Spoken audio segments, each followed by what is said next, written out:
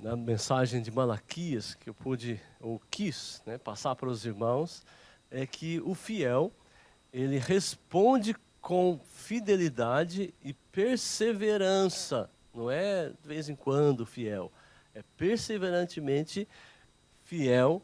De mais que nós queiramos ser fiéis, nós vamos tomar decisões erradas, nós vamos desobedecer ao Senhor.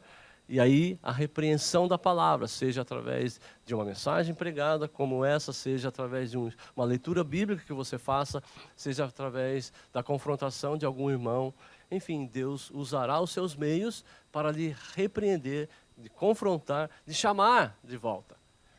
E aí o fiel, ele vai responder com fidelidade.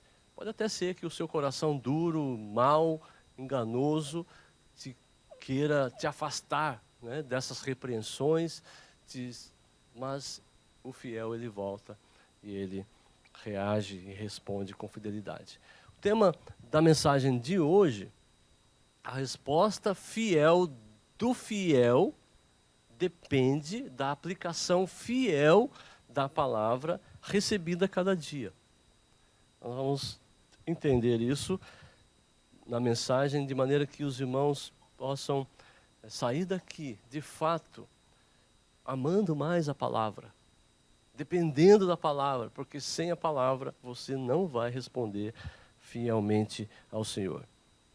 Malaquias, ele tinha um motivo para escrever o livro. Foi usado pelo Senhor para falar ao povo e havia ali uma motivação, havia aí um porquê. O povo, ele estava vivendo distante de Deus. Malaquias percebeu isso claramente, Deus o chamou, Deus mostrou para ele.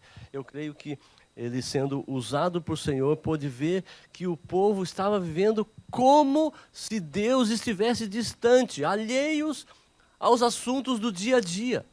Então, nos seus pensamentos, nas suas ações práticas, o povo de Israel, naquele tempo de Malaquias, praticamente estava dizendo o seguinte: Deus se interessa apenas pelos assuntos religiosos, quase que separando Deus, ou a religião, e o mundo, a igreja e mundo, povo de Deus, povo que não é de Deus, ou templo, agora com Deus, saio do templo, agora Deus não está aqui.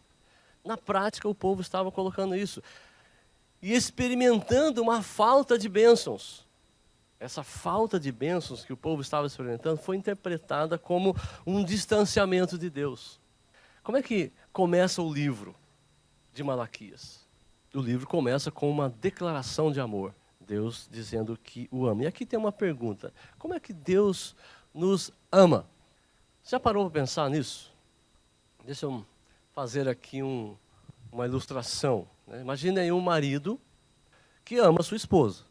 E o marido, ele olha profundamente nos olhos da esposa, vê lá a esposa que tem olhos azuis, outros olhos cor de amêndoa, de avelã, sei lá, uma série de cor. Aí você olha e vai perceber: nossa, não sabia que você tinha essa cor. Mas olha nos olhos da sua esposa, e aquele marido olha para ela, e ele diz para a esposa: esposa, eu te amo. Eu realmente te amo. Olhando nos olhos dela. O que ele quer dizer quando ele fala eu te amo? Se nós pressupormos aqui que o marido seja uma pessoa decente, pessoa que não quer dizer outra coisa, ele quis dizer talvez o seguinte: esposa, você significa tudo para mim. Eu não posso viver sem você. O seu sorriso mexe comigo, mesmo à distância. O seu bom humor, seus lindos olhos, o perfume dos seus cabelos, tudo em você me desmonta. Eu te amo. Agora, o que ele certamente não quis dizer seria isso: esposa, francamente, você tem um caso tão grave de mau hálito que perturbaria uma manada de elefantes sujos e comedores de alho. Seu nariz é tão redondo que você parece um desenho animado. Seu cabelo é tão gorduroso que poderia lubrificar uma carreta. Os seus joelhos são tão tortos que você faz um camelo parecer elegante. Mas eu amo você. Certamente ele não ia fazer assim. Aqui, em Malaquias, nós temos a declaração de amor de Deus pelo seu povo. Esse Deus chega também até nós e diz: eu amo você. O que Deus quer dizer com isso? Será que Ele quer transmitir algo mais ou menos assim? Você significa tudo para mim. Eu não posso viver sem você. A sua personalidade, a sua conversa inteligente, a sua beleza, o seu sorriso, tudo em você me deixa tonto. O céu seria tedioso sem você. Eu te amo. Será que Deus está querendo dizer isso, transmitir algo assim? Infelizmente, tem grupos por aí que levam os seus ouvintes a entender que o amor de Deus seja assim. De fato, irmãos, Deus nos ama. E quando nós recebemos essa declaração de amor de Deus, essa verdade que está nas Escrituras, deve nos levar a ficar maravilhados. Com certeza. Mas quando Ele diz que nos ama, será que Ele não quis dizer algo mais ou menos assim? Moralmente falando, você é uma pessoa de mau hálito, de nariz redondo, de cabelo oleoso, de joelhos tortos, de personalidade abominável. Por causa dos seus pecados você é repulsivamente feio, mas eu amo você assim mesmo. Não porque você seja atraente, mas porque amar faz parte da minha natureza. E no caso do povo eleito de Deus, poderia acrescentar: coloquei a minha afeição em você antes da fundação do universo. Não porque você seja mais sábio, melhor ou mais forte do que os outros, mas porque na minha graça escolhi te amar. Você é meu e será transformado. Nada em toda a criação pode separar você do meu amor mediado pelo meu Filho Jesus Cristo. Isso aqui talvez não se aproxima pouco mais do amor de Deus retratado nas Escrituras. Deus ama. E se um dos seus filhos estiver vivendo fora da sua aprovação, o que Ele faz? Ele disciplina. Porque o amor de Deus é uma decisão. Nós cantamos na primeira música isso, né? É uma decisão. Ele vai disciplinar, porque Ele não está olhando para você e falar: eu vou amar do jeito que você é. Deus quer transformar você. E Ele nos deu a palavra, e essa palavra transforma. As dificuldades, a escassez de bênçãos, são atos diretos de Deus na sua vida, na vida dos seus filhos. Exatamente porque Ele ama. Ele quer que seus filhos descansem nele. Ele quer que os seus filhos dependam dele, busquem nele. Especialmente que os seus filhos corram para ele. Deus quer a fidelidade dos seus filhos. Ele quer que cada um seja encontrado fiel. Por isso, Deus retira as suas bênçãos em consequência da desobediência dos seus filhos às implicações da aliança. Presta atenção nessa frase. Deus retira as suas bênçãos. Deus deixa de abençoar. E Ele pode até mesmo colocar algo pesado, porque Ele está disciplinando. Só o fato de Ele retirar as bênçãos já é algo terrível, né? Agora imagine Ele colocar ainda, agora a maldição, colocar o peso da sua mão para nos disciplinar. Por exemplo, nós estamos aqui debaixo da nova aliança. Quando o filho desobedece às implicações da aliança, no caso de Malaquias, está se referindo à aliança que havia feito lá com Moisés. O próprio texto fala: olhem para o que eu entreguei a vocês lá no Monte Horebe. Mas nós estamos debaixo da nova aliança.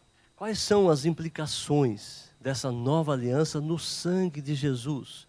A nova aliança no sangue de Jesus, por exemplo, tem várias implicações. Eu vou citar aqui duas. A primeira delas, o perdão. Você desfruta do perdão divino por meio do sangue de Jesus?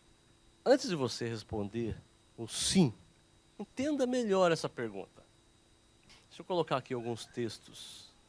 Romanos 3, 25. Deus foi quem enviou Cristo Jesus para levar o castigo pelos nossos pecados, e assim pôr fim à ira de Deus contra nós. Ele usou o seu sangue para, mediante a fé, nos salvar da sua ira. Deste modo, ele foi justo, mesmo não tendo castigado aqueles que pecaram em tempos passados. Isto porque aguardava a chegada do dia, quando Cristo viria e apagaria os pecados anteriormente cometidos. Mais um aqui, Colossenses 1:20. Foi por meio do seu Filho que Deus reconciliou consigo todas as coisas do céu e na terra, pois a morte de Cristo na cruz trouxe para todos a paz com Deus, através do seu sangue. Efésios 1:7. Ele nos redimiu por meio do seu sangue, perdoando os nossos pecados de acordo com a abundante graça de Deus. Ainda mais 2.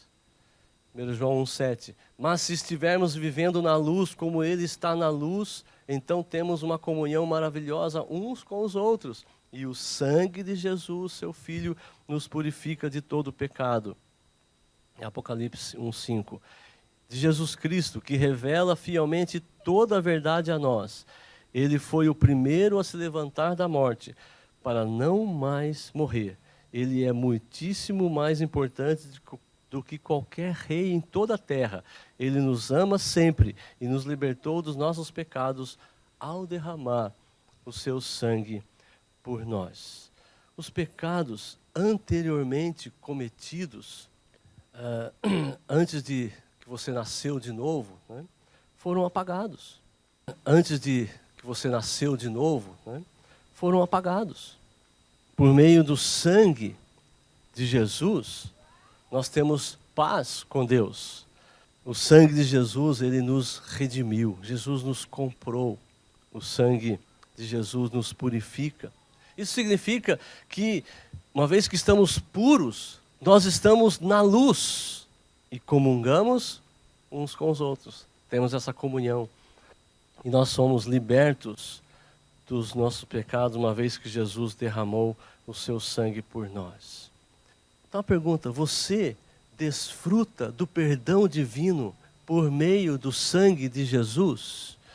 Essa pergunta, irmãos, considera que você é, ao mesmo tempo, o receptor passivo do poder perdoador do sangue de Jesus e é também um receptor ativo do poder santificador do sangue de Jesus para lutar contra o pecado. Qual que é a sua resposta? Como que o seu sim pode ser prático? Ou como você pode mudar a sua resposta não para um sim prático? Desfrutar o perdão envolve receber a paz com Deus, como vimos ali no texto. Receber a purificação da injustiça por meio do arrependimento, da confissão do pecado específico. Mas não fica aí, não para aí. Continua. Desfrutar o perdão divino implica em receber o poder santificador para lutar contra o pecado, para andar na luz.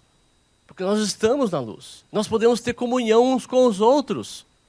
Demonstrar, receber esse poder santificador para demonstrar, por meio desse poder de Deus, que nós temos comunhão com Ele, que vai se expressar na comunhão com os irmãos. Então, em uma frase, desfrutar do perdão significa que você recebe essa paz com Deus, você recebe esse perdão, você é passivo de receber esse perdão de Deus através do sangue de Cristo, mas significa que você está também lutando e vencendo o pecado. Então é mais do que pecar e pedir perdão. Pecar e pedir perdão, pecar e pedir perdão. Você recebe o perdão, mas também recebe, por causa do sangue de Jesus, do poder derramado, que foi derramado ali na cruz. Há um poder que é dado a você para você lutar contra o pecado. Uma outra implicação da nova aliança no sangue de Jesus é contar com Jesus como nosso sumo sacerdote. E Jesus é o sumo sacerdote, diferente dos sacerdotes da antiga aliança, que não podia fazer nada, a não ser uma vez por ano ele entrava lá até com medo de nem sair, né? Mas Jesus, o sumo sacerdote, esse sim, ele pode nos ajudar. Que tipo de ajuda Jesus nos dá? Todo tipo de ajuda. Mas especificamente, como sumo sacerdote, Jesus nos ajuda a vencer o pecado.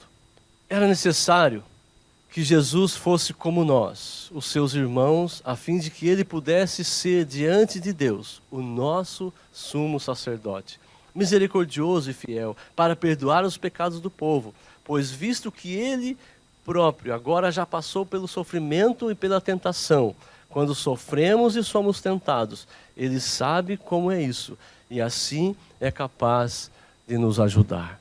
Hebreus capítulo 2. Vencer o pecado, irmãos, só é possível no seu dia a dia, porque Jesus venceu o pecado na cruz. O fiel, ele foi justificado pela fé em Cristo.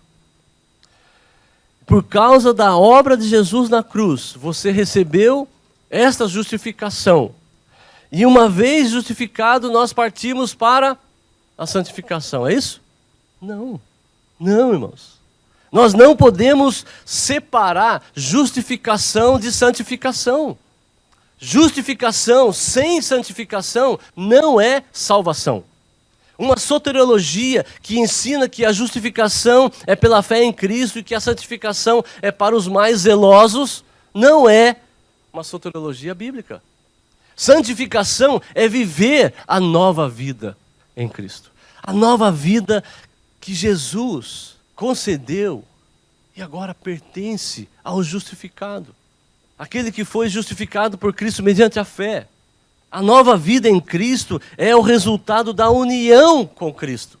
Agora, uma união dita, entre aspas, com Cristo, que não produz efeitos sobre o coração, não produz mudança na expressão, na vida diária, nos comportamentos, na atitude, é meramente uma união formal, sem Cristo e sem Deus. Santificação é andar com Deus. Por que eu estou falando isso? Vamos raciocinar aqui. Voltemos aí um pouquinho, vamos chegar de novo nessa afirmação aqui. Deus, ele vivificou o pecador. Ele adotou o pecador como filho, o ama e quer que esse filho agora responda com fidelidade aos seus chamados, aos seus desafios, às suas ordens, aos seus mandamentos, aos seus ensinos. E se ele não responde fielmente, o que Deus faz? Disciplina. Deus, lembra daquela frase? Deus retira as bênçãos em consequência da desobediência dos seus filhos às implicações da aliança. Aí eu falei sobre o perdão, que é uma implicação da nova aliança. Falei sobre ter Jesus como sumo sacerdote, que nos ajuda a lutar contra o pecado. Mas ele não apenas nos purifica, nos justifica, ele santifica. Um pecador justificado não pode deixar de expressar ações santas no seu viver diário. Então nós temos aqui a afirmação que está na tela. Santificação é andar com Deus. O justificado, ele age no processo de santificação pela fé. Ele confessa, ele luta, porque Jesus é o seu sumo sacerdote. Não é apenas para...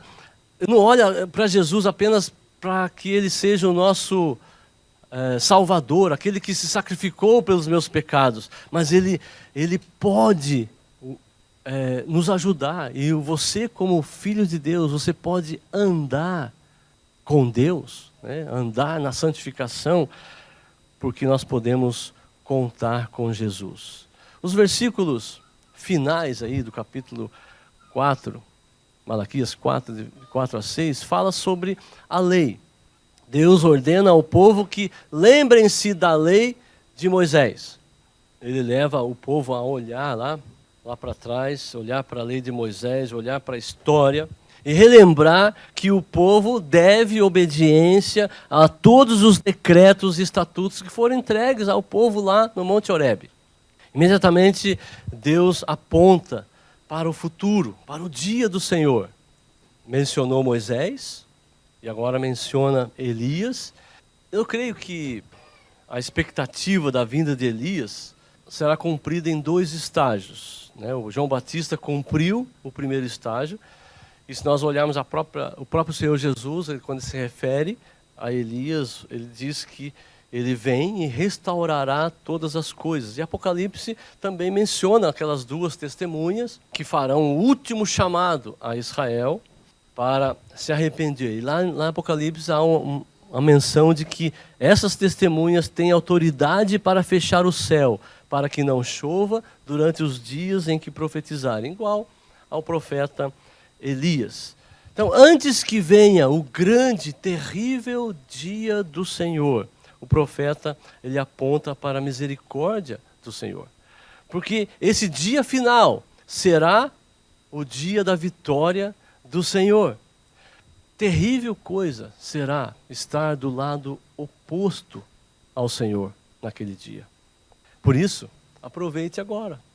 Aproveite o tempo presente, dia do Senhor, e receba a misericórdia do Senhor. Aproveite, desfrute a graça e misericórdia do Senhor. A profecia de Malaquias termina com o versículo 6, que mostra, de certa forma, a expectativa para aqueles que vão aproveitar a misericórdia do Senhor. Coração dos pais serão convertidos aos seus filhos e vice-versa. Deus praticamente ele aponta o caminho para que sejam poupados da maldição. Façam isso.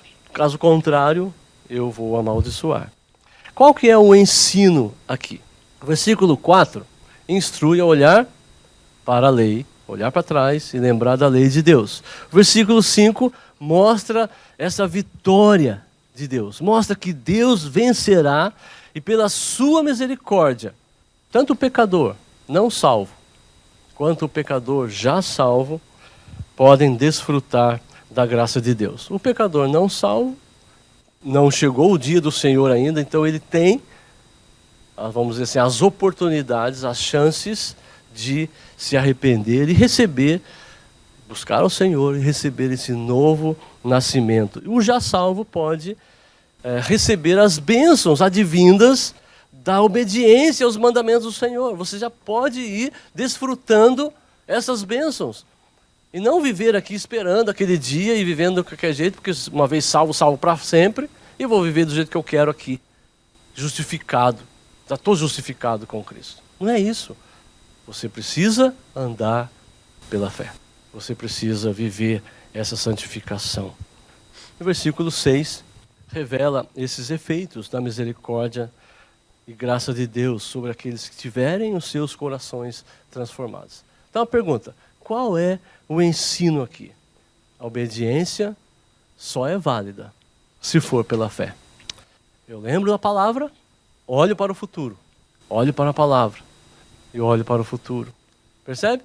A fé é ver aquilo que eu não consigo ver. Ver o invisível. Mas para eu viver aqui, pela fé, eu preciso olhar para a palavra. A fé é um dom que Deus confere por meio da palavra. Por isso, o ensino resumido aqui é: ande por fé. Ande com Deus. Desfrute dessa realidade com aprovação. Porque a realidade com reprovação é para ser temida. Ainda bem que nós não estamos no grande e terrível dia do Senhor. O juízo de Deus, quando aplicado aos seus filhos, é disciplina. Por mais difícil que você possa interpretar a disciplina do Senhor, e falar que é um juízo, é um castigo de Deus, não, é uma disciplina. E quando se passa por uma disciplina, o temor ao Senhor leva o fiel a adorar. Por exemplo, lembra da história de Jonas? Jonas entrou lá no navio, fugindo de Deus, e de repente lá no meio do mar, o que acontece? Tempestade. E a Bíblia fala que é uma tempestade furiosa. E aqueles tão difícil que aqueles marinheiros ficaram com medo, com pavor. E aí fizeram lá todo um esquema, lançaram sorte, enfim, acabaram descobrindo que era Jonas. Jonas também confessou, sou eu mesmo, eu adoro o Deus que criou tudo isso aí. O que eu vou fazer? Me lança para o mar. Eles ficaram com medo até de lançar, mas passou o tempo, não teve jeito, eles acabaram lançando, ele foi. E a Bíblia diz que no momento que ele caiu, parou. Imagina, jogou fora, desligou a tempestade. O que eles fizeram? Adoraram. Se prostraram ali, adorando aquele poder, aquele Deus que demonstrou aquele poder totalmente visível, claro. Agora, diante da demonstração do poder de Deus dessa forma, não é difícil adorar. Mas após a disciplina, você o adora? Porque o Senhor quer que você esteja dentro da realidade com aprovação. Por isso é preciso obediência pela fé. E a fé já foi dada. Mas ela precisa ser fortalecida. O começo da fé depende da graça sobrenatural de Deus. Nós nascemos de novo e Deus nos dá essa fé. Nós nascemos de novo, temos nossos olhos abertos, nós cremos, nós aceitamos, nós, enfim, abraçamos o nosso Salvador. Agora, o fortalecimento da fé depende da graça santificadora de Deus. Aquilo que nós chamamos meios da graça, instrumentos pelos quais a graça é ministrada a nós. Esses meios da graça são muito importantes. Quais são esses meios da graça? Malaquias aqui aponta a um desses meios. Malaquias registra a ordem de Deus. Lembrem-se da lei do meu servo Moisés, dos decretos, dos estatutos, das ordenanças que eu entreguei para vocês lá no Monte Horebe, a toda a nação de Israel. Então, irmãos, quanto mais eu me exponho à palavra, tanto maior será a minha fé.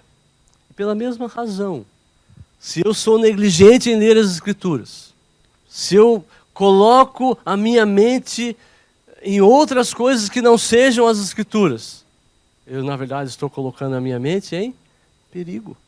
E essa minha mente ela pode ser tomada por ideias procedentes do mundo secular. E isso vai acontecer o quê? Qual é a consequência disso? Enfraquecer a minha fé. O ardor da minha fé. Então, ouvir mensagens positivas é um meio da graça. Mas você pode e deve expor a palavra todo dia.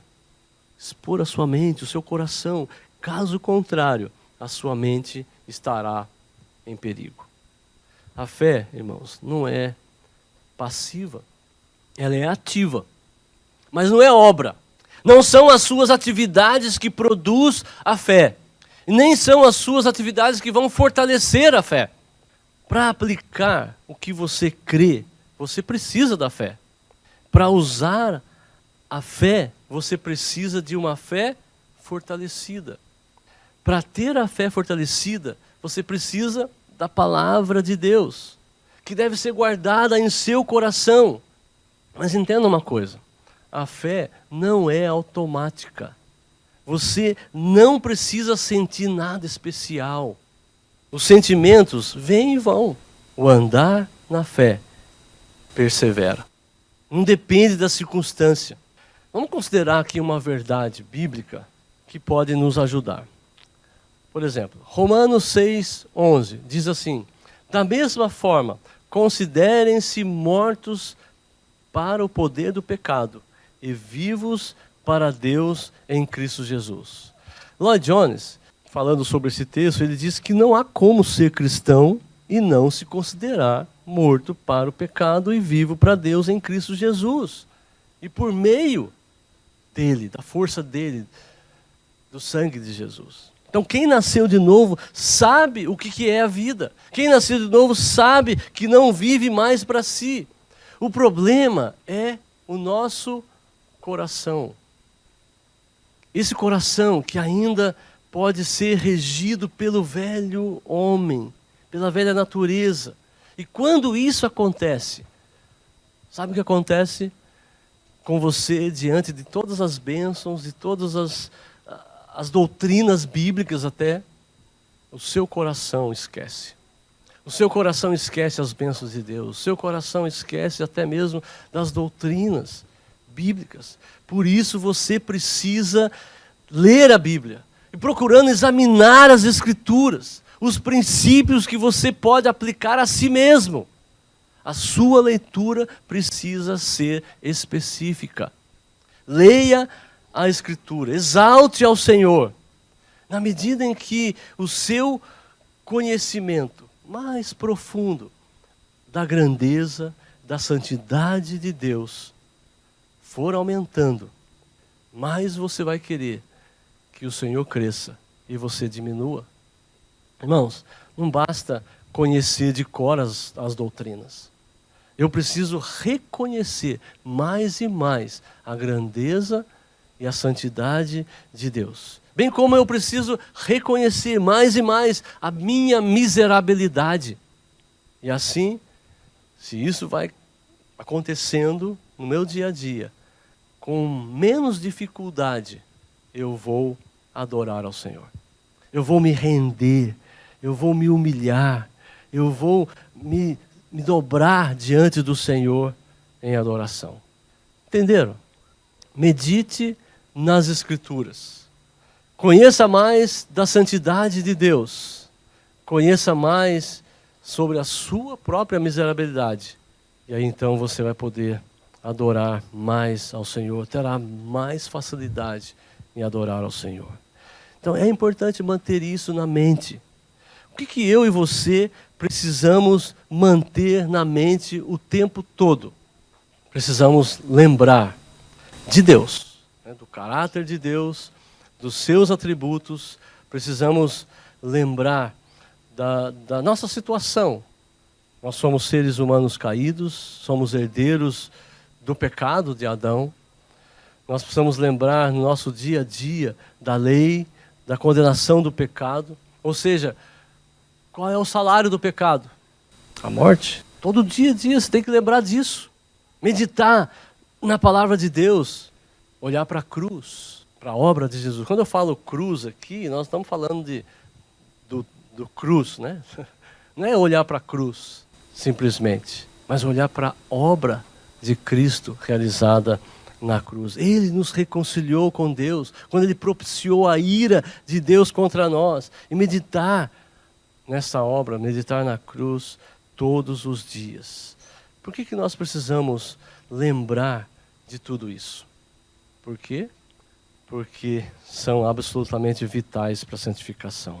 Por isso, tome tempo para ser santo. Dei um presentinho para vocês, para você lembrar disso. Para que você realmente tome tempo para ser santo. Porque o nosso tempo é escasso. Nós vivemos uma correria que não tem sentido. Nós permitimos que o mundo nos governe, que o mundo governe o nosso tempo.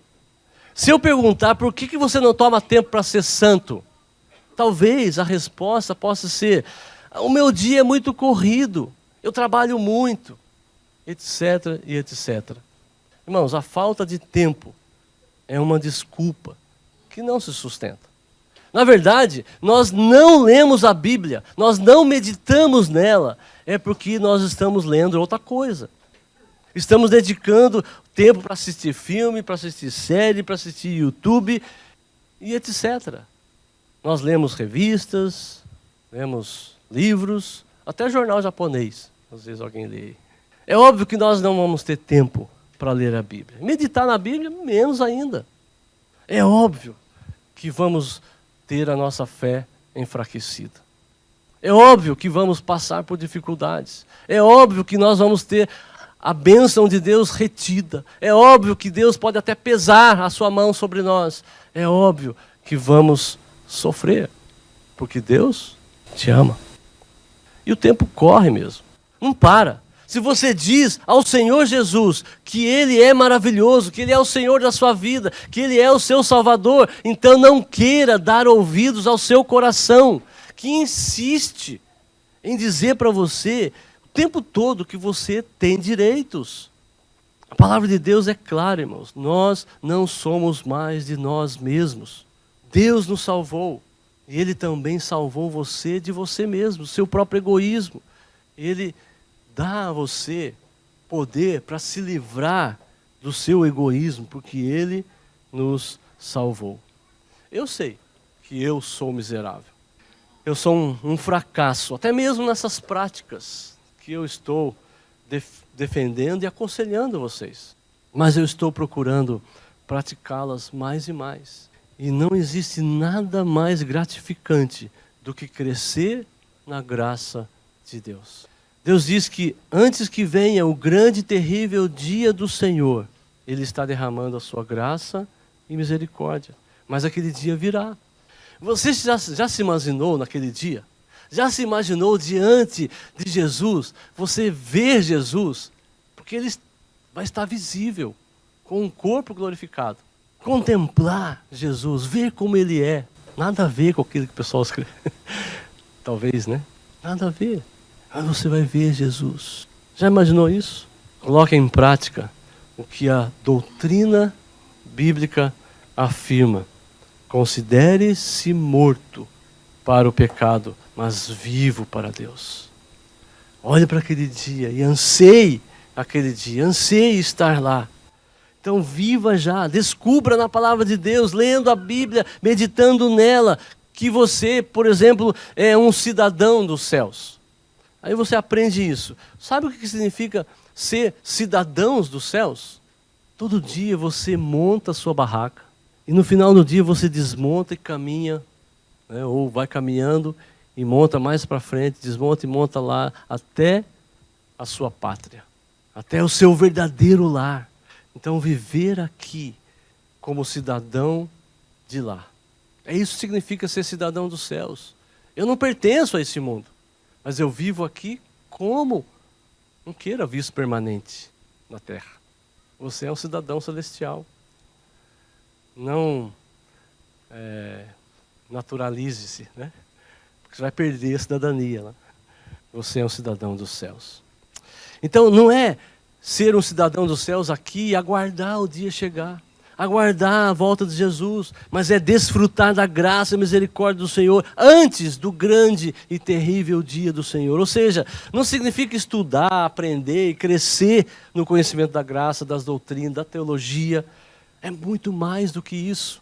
Nós podemos fazer tudo isso, mas é aplicar e desfrutar desse conhecimento cada dia. Cada dia decidir segundo a vontade de Deus, que eu vou compreendendo essa vontade na medida em que eu medito diariamente nas Escrituras. Essa é a vida, esse é o andar de fé. Vá conhecendo a verdade a respeito de Deus.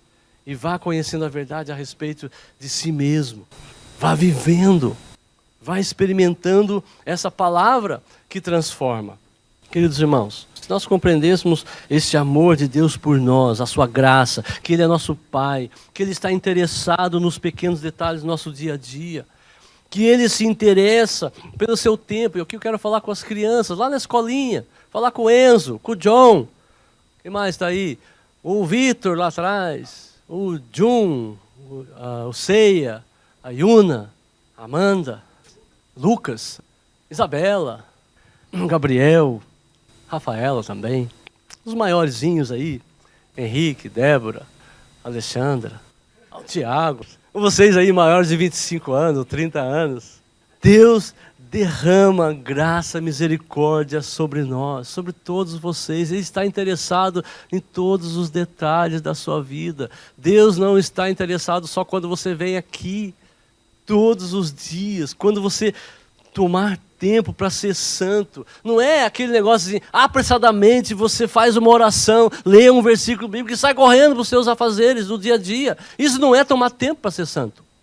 Mas quando você se ajoelha, quando você se prostra diante de Deus, e naquele momento, mais do que pedir coisas, você agradece a Deus, você louva ao Senhor, você ama ao Senhor, você adora a Deus, você se entrega a Ele. Você pode até pedir, mas peça a Ele exclusivamente graça e sabedoria para viver o dia para a sua honra e a sua glória. Eu volto a dizer, irmãos, não espere pelos sentimentos. Não espere desejar orar. Não espere desejar ler a Bíblia. Desejar ser santo. Considere a verdade que você já aprendeu e vai aprender na medida em que você meditar ao ler as Escrituras. Quando as Escrituras estiverem sendo expostas a você, considere-se morto para o pecado. Essa é uma verdade que você aprendeu hoje. Pelo menos hoje, né? Então, haja com base nessa grande verdade.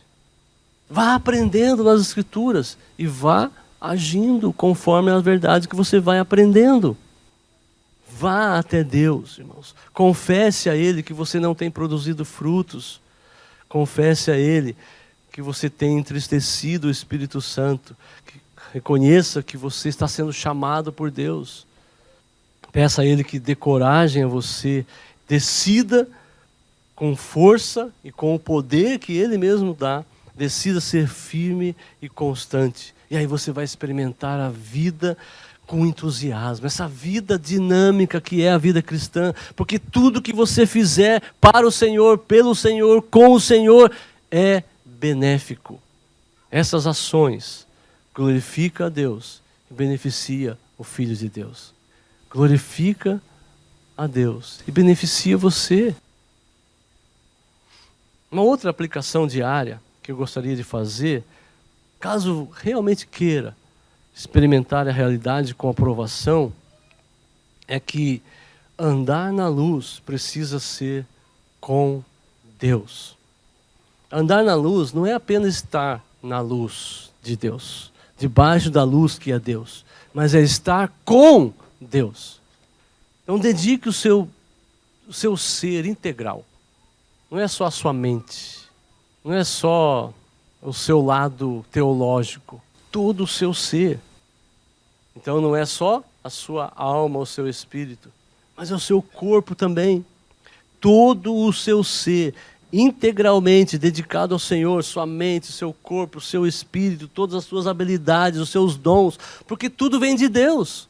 Tudo é dado por Deus. Então coloque-se voluntariamente nas mãos de Deus, para que você integralmente seja utilizado por Deus, para que Ele seja glorificado.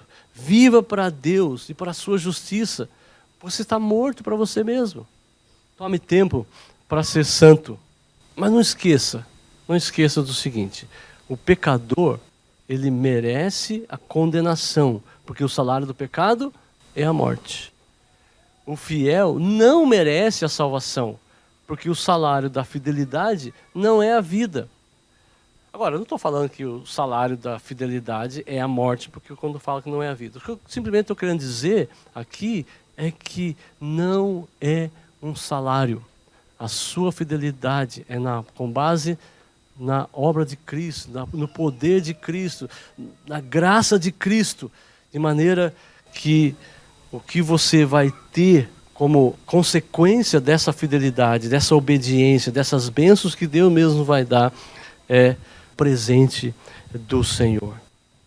A eternidade feliz, coração transformado, um coração convertido, é um presente, é um dom, e é um presente por meio de Cristo Jesus, porque a Bíblia fala que Ele é o alfa e o ômega da nossa salvação. Jesus é o começo e o fim. Percebe? Não tem nada, não sobra nada para você fazer. Da sua justificação, da sua santificação, da sua glorificação. Então, entendendo isso, você que não merece nada, entendendo que a sua vida santa é um dom de Deus, entendendo que a sua decisão em tomar tempo para ser santo é graça de Deus, uma vez que você é justificado, Deus vai chamar você para se santificar, vai chamar você para se manter fiel, vai chamar você para que você responda fielmente, e essa resposta fiel que Deus espera de você é por causa da força e do poder dEle. Então, entendendo isso, não importa a circunstância que você esteja, debaixo de chuvas de bênçãos, alegrias, um ambiente leve, um ambiente claro, um ambiente lindo, ou debaixo de lutas e mais lutas, dificuldades, climas pesados, ambiente fechado, não importa. Você vai saber que precisa tomar tempo para ser santo. Porque santificação significa enfrentar as dificuldades. Não fica pedindo ao Senhor para que Ele livre você das dificuldades. Você vai ser santo no meio das trevas. Então, santificação é conquistar e vencer as dificuldades com o poder santificador de Deus, desfrutando dessa graça. Então, vencer dificuldade nem sempre é sobrepujar as dificuldades, eliminar as dificuldades, mas suportar com a perseverança na graça de Deus. O fiel, ele já é santo, chamado para ser santo. Por isso, tome tempo para ser santo. Você já é santo. Haja como santo que já é. Você não é um santo eventual, porque você já é santo. Então não precisa santificar, mas você é um santo chamado para ser santo. Então a ação sua precisa ser coerente. Por exemplo, um pecador que não é justificado, não é coerente ele ter ações santas, atos de bondade. A gente até vê, ouve informações, notícias sobre isso, de pessoas que não são, negam até Deus, mas expressam atos de bondade. Só que essas pessoas estão expressando atos eventuais, exatamente porque não é coerente com a identidade deles. O tema da mensagem de hoje foi que a resposta fiel do fiel depende da aplicação fiel da palavra recebida a cada dia. Você vive como o povo judeu daquela época, como eles viviam, como se Deus estivesse distante, totalmente alheio aos assuntos do dia a dia, em que os seus pensamentos, na sua prática diária, você diz que Deus só se interessa com as coisas da religião. Deus ama você, apesar de toda a sua miserabilidade, toda a sua feiura moral. Ele o ama, porque Ele decidiu amar. Mas Ele tem um propósito, que a sua realidade seja com aprovação. Porque uma realidade com aprovação é ser simplesmente como Jesus. Por isso, Deus revelou sua palavra. E a palavra se fez carne, e pela palavra lhe concede fé, para que receba a palavra, e confie na palavra, e persevere na palavra, e seja cheio da palavra, e seja transformado pela palavra, e você viva conforme a palavra. Eu vou sentir saudades de Malaquias, né? Vamos orar? Pai, muito obrigado, porque temos o privilégio de ter a Tua palavra. Ensina-nos, ó Deus, a meditar nela, e que todo esse ensino que o Senhor tem nos dado, nós possamos praticar, colocar, agir conforme a Tua palavra, porque o Senhor nos garante isso em Cristo Jesus. O Senhor já nos transformou de uma vida morta para termos essa vida eterna. Nós não estávamos mortos, agora estamos vivos para Cristo.